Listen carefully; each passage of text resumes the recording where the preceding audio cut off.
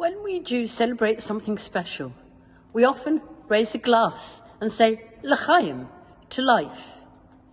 In fact, that Hebrew word for life is always given in its plural form, a reflection perhaps of the fact that we all have many lives, as children of our parents, partners of those we love, parents if we are blessed with our own children, colleagues, friends, and many other things.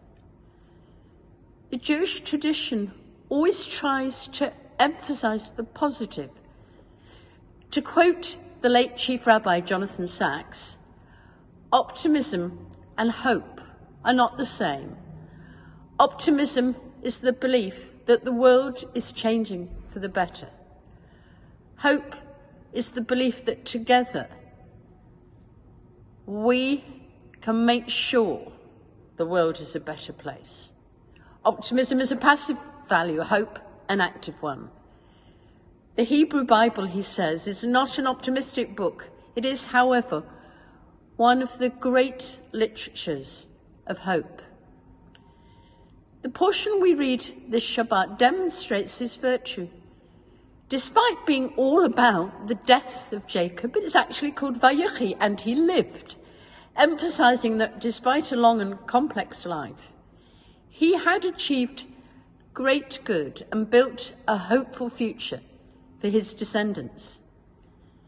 As we approach this second Shabbat of the new secular year, let us commit ourselves anew to that active virtue of hope.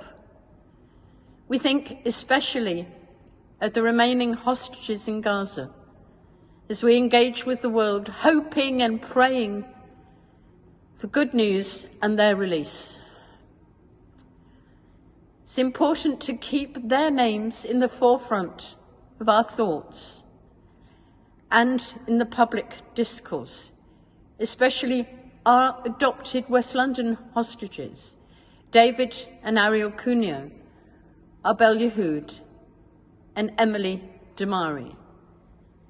May this change of year bring a change of fortune so that they are returned soon to their loved ones.